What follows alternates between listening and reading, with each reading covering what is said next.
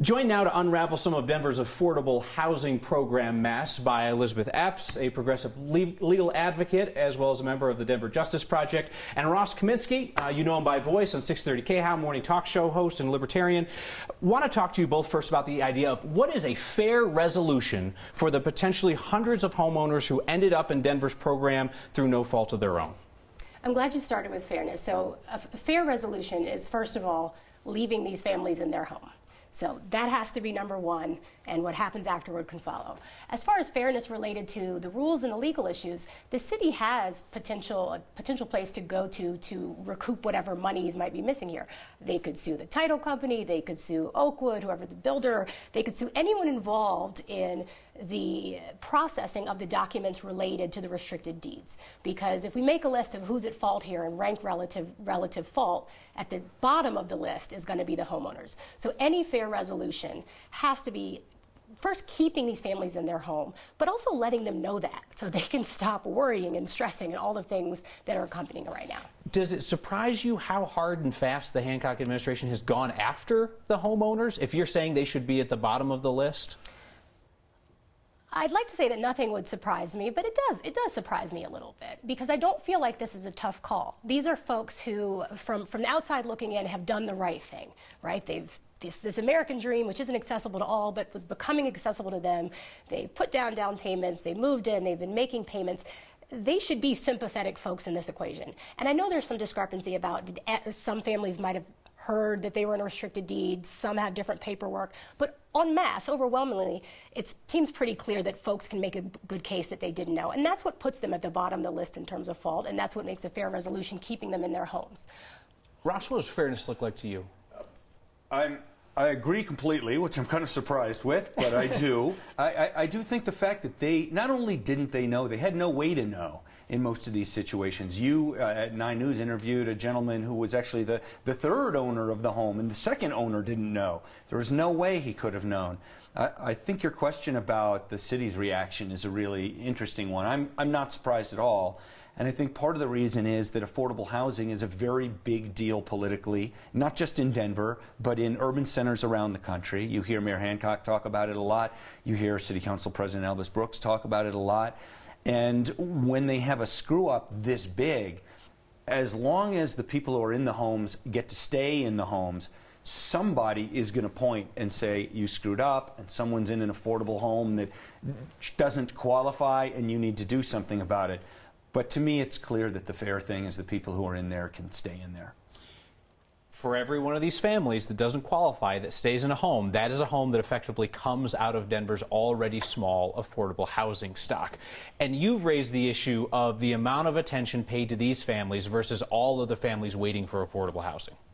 So two things there, Kyle. I don't think it's quite fair to say for each of these a hypothetical family isn't placed. I know what you mean by that, but in practice, we're not taking the Lopez family out of their home to put the Hamilton family in, right? It's not a one-to-one. It's not that sort of situation. You're taking the Lopez family out of their home to let a city government that's already shown they can't properly handle this housing program deal with it again.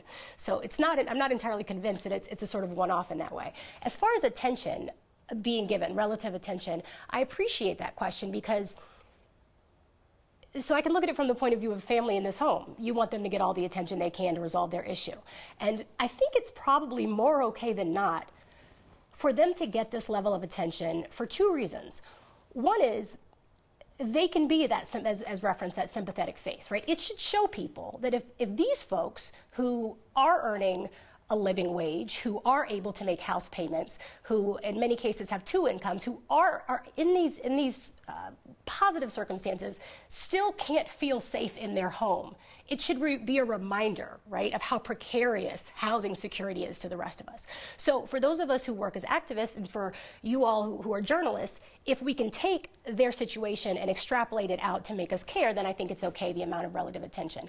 As a practical matter, it really is a reminder that you know, if they can't feel safe in their homes, how can the least or the more vulnerable folks feel that way? So I'm kind of okay in that sort of way with the amount of attention, as long as we don't let it fall off and be a one-off, right?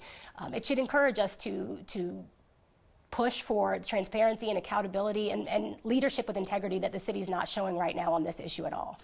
A ton of agreement between you guys on this, and this again is one of these things that I point out to people, that people want to put things into left-right boxes, and this to me is a story that is not a partisan story, and it's not particularly even an ideological story. You've just got to figure out your moral right from your moral wrong. And Ross, something I heard you say the other day on the radio is, did Denver effectively establish new rules of the road because they clearly weren't enforcing any rules of the road? There were so many ways Denver could have handled this where it would have sent up a little signal flare if there was going to be a transaction. And I'm not the lawyer here, Elisabeth is, but there's a concept in law, a waiver. I feel like the city basically waived their rights to enforce this. When it comes to these properties, at least. If I were the city attorney, I might be a little bit concerned that a lawyer might come at me and say, well, if you are not going to enforce on all those prior transactions, then I'm going to try to sue you if you try to stop the transaction I'm about to make. And meaning people who aren't in the program could come in and say, how dare you stop me now? Yet people who are properly in it and want to sell it to someone who couldn't qualify. I see what you mean. And they'd say, well, you retroactively let that person make an illegal transaction. Now you're going to stop me, and this is my chance to make the extra $30,000 that I need to put my kids in college. I don't know that they would win that argument, but I feel like if I were the city attorney, I'd be careful to not set a precedent where they might come at me with that, and that might be part of the reason the city seems to be playing such hardball. Can I answer the question you asked Elisabeth just briefly? Certainly. This is about the idea of all of the attention on these people who accidentally ended up in the homes as opposed to the amount of attention that the media gives to people waiting for homes. I think that many of us in the media, and in fact in other roles in life too, like Elisabeth and people pursuing social justice and that kind of thing, we want to give attention to people who will have bad outcomes without the attention. And when it comes to this, I think that it is such a high priority for Democratic politicians, which is mostly what you have in large cities in America, including Denver, that they are already getting lots of attention, not so much in the media, but from the people who can really make things happen. Without the attention that you're giving it, or I'm giving it, or you're giving it, the people in the homes in this case could be the ones with bad outcomes. And I think that explains why I like the difference in attention as it stands. We have 2 minutes remaining. I want to give you each 60 seconds. I know that while you've agreed on a lot, you have very different economic philosophies. So how do we do affordable housing better on and beyond these homes in Denver? Elisabeth?